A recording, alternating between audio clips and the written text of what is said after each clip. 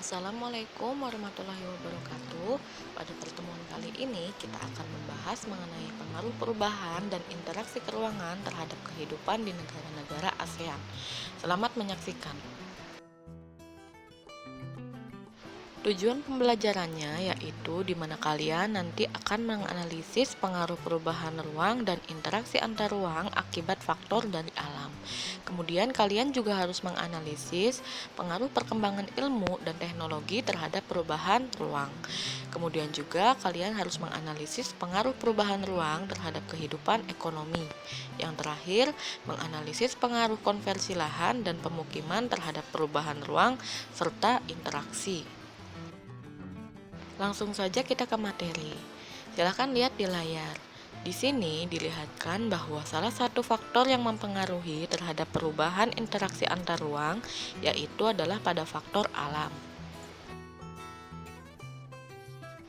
Faktor alam sendiri terbagi menjadi tiga, yaitu faktor iklim, faktor geologi, dan faktor ketersediaan sumber daya alam. Kita akan membahas mengenai faktor yang pertama, yaitu adalah faktor iklim. Wilayah Asia Tenggara terletak antara benua Australia dan benua Asia. Oleh karena itu, negara ASEAN memiliki dua musim, yaitu musim kemarau dan musim penghujan. Terjadinya dua musim tersebut diakibatkan oleh adanya angin muson. Angin muson bertiup dari benua Australia yang asalnya itu dari benua Asia. Angin muson timur adalah angin muson yang berhembus dari benua Asia yang melewati banyak daratan. Angin muson timur berdampak pada iklim kemarau. Sedangkan sebaliknya, angin muson barat berhembus dari benua Australia yang melewati wilayah perairan yang cukup luas, sehingga berdampak pada iklim penghujan. Dan juga di sini ada iklim fisis, di mana dipengaruhi keadaan fisik tertentu dari suatu wilayah seperti perairan laut, pegunungan, dan daratan. Karena memiliki kemiripan antar tiap wilayah di negara-negara ASEAN dalam bidang atau faktor iklim, maka pernah terjadi suatu keadaan di mana terjadi kebakaran hutan yang hebat di Sumatera pada tahun 2015. Nah, di situ ada Malaysia dan Singapura atas nama ASEAN memberikan bantuan di mana meminjamkan pesawat pemadam kebakaran untuk Indonesia. Kemudian kita masuk ke dalam faktor alam yang kedua, yaitu adalah faktor geologi. Faktor geologi adalah faktor-faktor meliputi kondisi tanah dan susunan batu-batuan yang menyusun lapisan bumi. Seperti yang kita ketahui bahwa di belahan Asia Tenggara itu memiliki banyak gunung api yang aktif. Dari rangkaian gunung tersebut di kawasan negara-negara ASEAN, maka dikenal dengan Sirkum Pasifik dan Sirkum Mediterania. Jalur persebaran Sirkum Pasifik membentang dari pegunungan Andes di Amerika Selatan hingga pegunungan Rocky di Amerika Utara.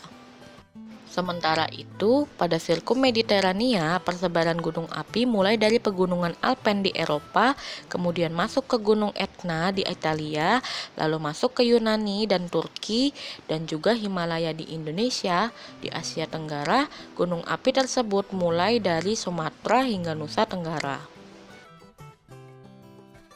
Karena susunan struktur geologi yang seperti ini, maka pernah terjadi kasus di 4 negara ASEAN, yaitu di Indonesia, Malaysia, Thailand, dan Myanmar. Itu pernah mengalami kejadian gempa yang merenggut banyak korban. Kemudian kita masuk ke pembahasan di mana faktor ketersediaan sumber daya alam juga berpengaruh terhadap perubahan dan interaksi keruangan terhadap negara ASEAN.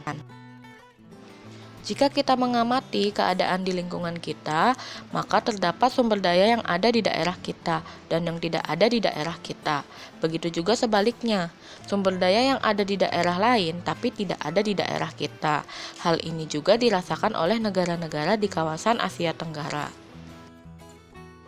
Oleh karena itu, negara-negara anggota ASEAN melakukan pertukaran sumber daya alam dalam kegiatan jual beli. Nah, kegiatan ini juga merupakan interaksi antar negara-negara ASEAN dengan bertujuan meningkatkan kesejahteraan masyarakatnya. Sebagai contoh, ada dua negara di ASEAN, yaitu Singapura dan Indonesia.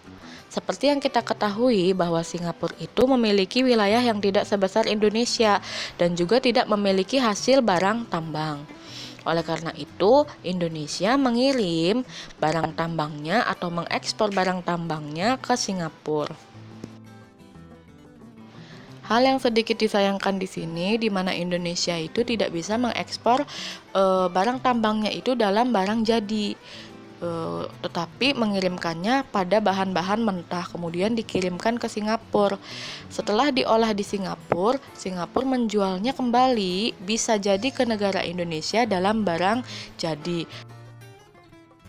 Kemudian kita akan membahas mengenai pengaruh perkembangan ilmu dan teknologi terhadap perubahan ruang.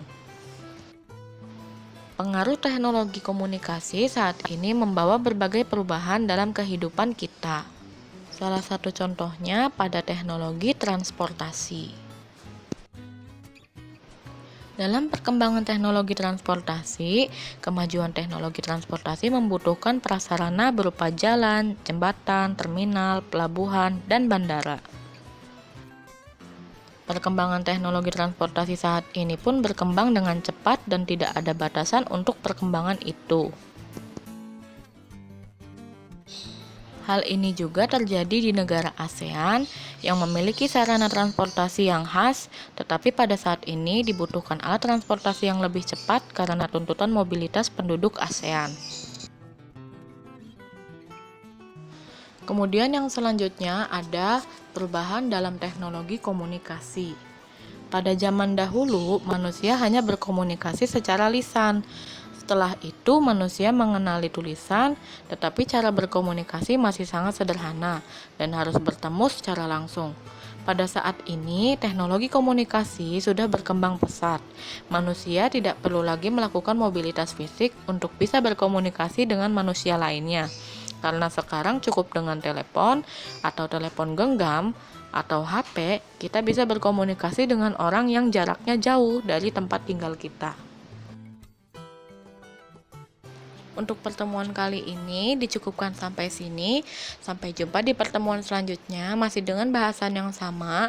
Selalu semangat untuk belajar. Wassalamualaikum warahmatullahi wabarakatuh.